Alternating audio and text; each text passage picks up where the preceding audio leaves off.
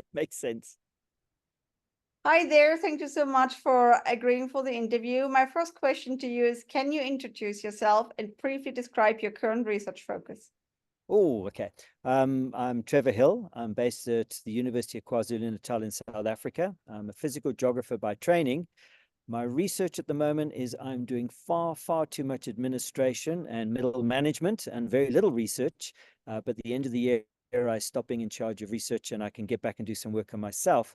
And my own area of interest is palynology, particularly of the Natal Drakensberg. So I'm building up again, getting to work back in what I first love, which is focusing on palynology. Okay, perfect. Thank you. That gets me to the next question. Since you're at the workshop as an instructor, what is your motivation to attend these kind of workshops as an instructor? And what do you hope you can translate to early career scientists about scientific writing? Mm. Yeah, the double question there. Well, for me, I mean, I'm a teacher by trade, really. Teaching comes first and research is second. And I enjoy the engagement. I enjoy being out with the students. And this has been a really good group of people to work with.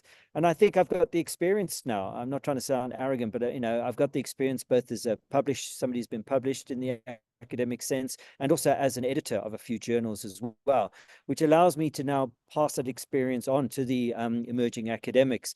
And to be honest, I actually just enjoy being with the students and talking to them and helping them with their papers. And the idea is to help them write through. I mean, it's a big process learning how to publish. And I can see people getting excited and asking me, what's it like for the first paper? How do I do it? What do I get back from the reviewer?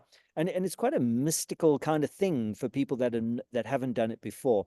And so hopefully during this week, we've not only helped them to write their papers and improve the writing style and try and put it into a decent context and a decent structure, but also just explain to them what the process is like, that it isn't such a mystical thing, that, it's something that all academics go through, and we can work through this together. And the idea for me is not only to instruct them on how to improve the paper, but also to take them through every single step so that when that journal comes out, they're going to be really proud of what they've actually achieved. That's a great answer. Which kind of like feeds into my next question. From your point of view, what's the most valuable lesson or skill you can teach at these kind of workshops? Wow, I think there's many. I think, well, first of all, that it certainly isn't this kind of really mystical, difficult thing that that you can't achieve, that we can all achieve it. To be honest, everybody in the room has got an absolutely fantastic data set. They've all got beautiful stories to tell, but they just don't know how to tell it in an academic sense. And what I think I can really get across to them is how to tell it as an academic story, which a journal will accept, but also to be able to tell it in a more publicized article as well. So we've spoken about that during this week, about how to get the information out there to the general public rather than just in the academic group. But I think the instruction is it's certainly not about the data and about the sampling. They all have that, and they've got very good data sets. I think it is really just helping them through the process and actually forcing them a little bit, pushing them a bit. We've pushed them in the last 4 days. They haven't had a lot of rest, that they've actually got to focus on the writing and spend time writing and then take a break and then come back and write again. Even if it's not perfect, write. And I think a lot of them have all thought that way. They've all thought, I've got to write the perfect article. I don't want to give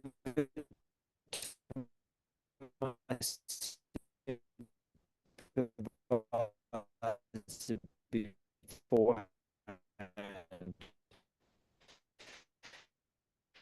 but I'm trying to get their thoughts written, is to improve it. And I've write your methods, you're happy with the methods, you're confident with your methods and data. Put that in, and then we can build the paper around that. And it seems to have worked well. And I think people have come along quite well this week. Okay, that's really, really, really important message to take away. Steph, Do can you you, still hear me, or have I disappeared? no, no, you're there. You're there, you're there. I can hear you. Don't worry. So Thanks. then my question would be, do you think the skills that they have developed, that this will help them with their future aspirations? Very much so. Actually, we just discussed it at lunchtime. Two of the people came to me and said, do you really think we should be doing this? Do you think I should carry on as emerging academic? Would it make any sense? And they asked both Rahab and myself.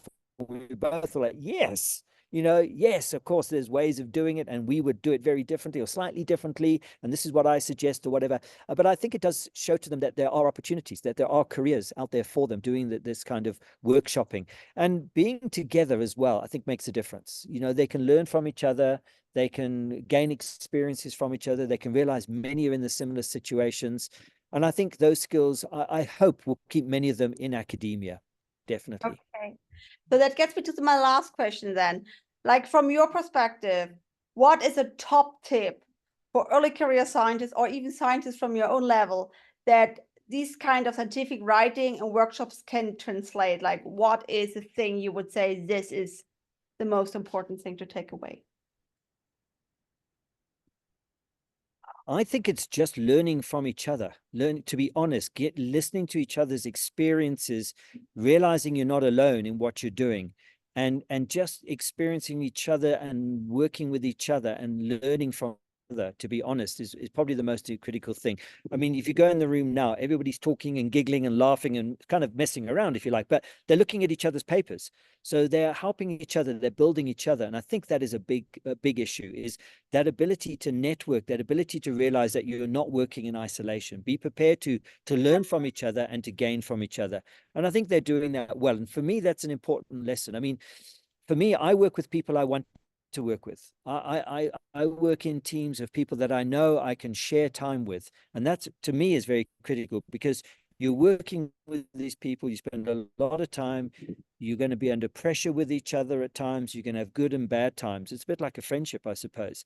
And so for me, it is learning to network and learning to work with each other and with a group. And as long as you're comfortable with each other, I think you work well. And if you work well and happy, you'll produce good data. So that is critical for me. Okay, perfect. Thank you so much for taking the time. This is wonderful. Thank you. Perfect. No problem at all.